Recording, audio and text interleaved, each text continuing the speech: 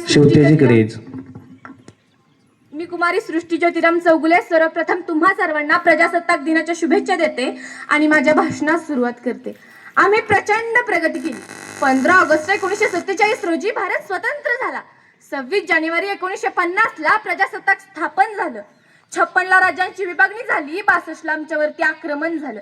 4ही आक्रमण आम्ही परतवून लावली. 69 ला बँकांचं राष्ट्रीयकरण झालं. 72 मध्ये काशीराम कोतवाल हे नाटक रिलीज झालं आणि महाराष्ट्राच्या रंगभूमीने ते डोक्यावरती घेतलं. 75 मध्ये शोले चित्रपट रिलीज झाला. बॉलिवूडकडे हॉलिवूडचा पाहण्याचा दृष्टिकोन बदलून गेला. 82 मध्ये पृथ्वी क्षेपणास्त्राचा विकास झाला. 84 मध्ये मारुती उद्योग समूहाने जगाच्याही बाजारपेठेत भारताचं नाव करायला सुरुवात केली. 89 मध्ये 18 वर्षाच्या तरुणाला राजकारणात येता यावं यासाठी राजीव गांधींनी प्रयत्न करायला सुरुवात केली. 91 मध्ये आम्ही व्यापारीकरण स्वीकारलं. 93 मध्ये आम्ही गॅट करारचा स्वीकार केला आणि 2000 मध्ये कम्प्युटरच्या बाबतीत आम्ही जगाचेही बाब झालो. 2005 मध्ये प्रत्येकाच्या हातात माहितीचा अधिकार आला. 2007 ते 2010 दरम्यान प्रत्येकाच्या दारात नवीन कार उभी असण्याची स्वप्ने आम्ही पाहू लागलो.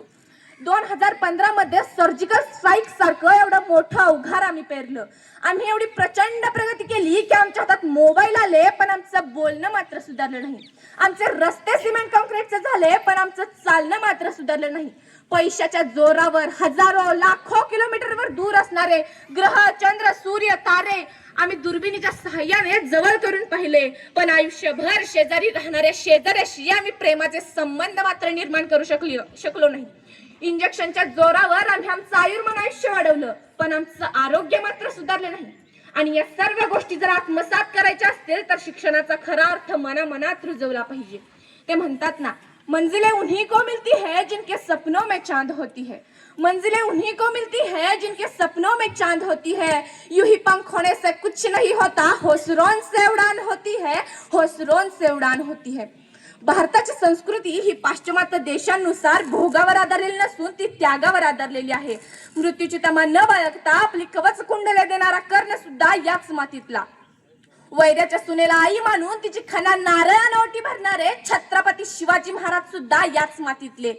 स्वप्नातील निदान सत्यात उतरवणारा सत्यवचिनी राजा हरिश्चंद्र सुद्धा याच मातीतला. आणि राजमाता जिजाऊंचे दुःख दूर करण्यासाठी स्वतःच्या मुलाचे लग्न टाकून शत्रूशी लढता लढता धारातीर्थी पडणारा तानाजी मालुसरे सुद्धा याच मातीतला. आणि औरंगजेबाच्या संपत्तीला नाकारून मृत्यूला कवटाळणारे धर्माभिमानी वीर छत्रपती संभाजी महाराज सुद्धा याच मातीतले. एवढे महान लोक, एवढी महान परंपरा या संस्कृतीने माझ्या देशाला प्रदान केली आहे. आज देशाला स्वतंत्र होऊन जवळजवळ 79 वर्ष पूर्ण होतात. गेल्या 78 वर्षात आम्ही भोगू अथवा भौतिक मान स्वीकारला पण आज भावापेक्षा भोगाला, धर्मापेक्षा धनाला आणि स्नेहापेक्षा स्वार्थालाच जास्त महत्त्व दिले जाते. आज समाजात स्वस्थता आणि शांतता बिघडत चालले. आज आपण विसरून चाललो की आपल्या भारत देशाला स्वतंत्र करण्यासाठी, त्याचा इंच इंच मिळवण्यासाठी कित्येक जणांनी आपल्या प्राणांची आहुती दिली. कित्येक जणांना आपली बलिदानं द्यावी लागली. मला वाईट तर तेव्हा वाटतं जेव्हा आजकालचा नौजवान कानात हेडफोन घालून बाईक जोरात चालवतो आणि ते बाईक चालवताना तो विसरून जातो की ज्या धरतीला तो तुडवतोय, ज्या मायभूमीला तो तुडवतोय, त्या धरतीचा इंच इंच कमवण्यासाठी कितीतरी बलिदानं द्यावी लागली. मला वाईट तर तेव्हा वाटतं जेव्हा आजकालचं नौजवान ज्याच्या खांद्यावर जबाबदारी आहे नवराष्ट्र निर्मितीची, सर्वांना एकत्र ठेवण्याची, तोच नौजवान आज पबजी मध्ये डुबलेला आणि दारू मध्ये वाहवत चाललेला दिसतोय.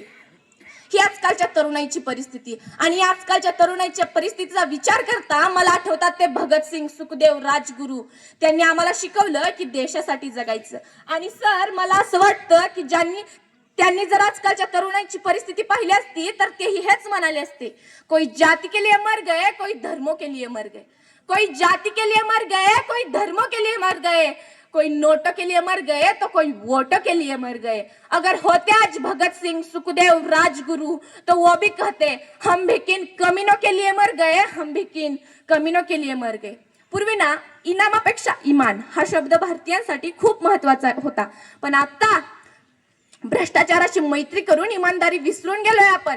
पूर्वी पैका रुपया माहित होता पण आता काळा पैसा माहितीये. पण एक गोष्ट तर आहे ना, भारत स्वतंत्र झालाय. सत्ता आपल्या हातात आहे, भारतीयांच्या हातात आहे. मग असं का होतं? 52 सेकंद फक्त राष्ट्रगीत म्हटल्याने कोणी राष्ट्रभक्त होत नाही, राष्ट्रप्रेमी होत नाही ना. फक्त 15 ऑगस्ट 26 जानेवारीला वंदे मातरम म्हटल्याने कोणी राष्ट्रभक्त होतं. अहो, राष्ट्रभक्त होतं ते राष्ट्र उभारण्याच्या भावनेनं, राष्ट्रभक्त होतं ते बंधुत्वाच्या भावनेनं, राष्ट्रभक्त बनता येतं ते इमानदारीने. जरा स्वतःला प्रश्न विचारा, आपल्यामध्ये हे गुण आहेत?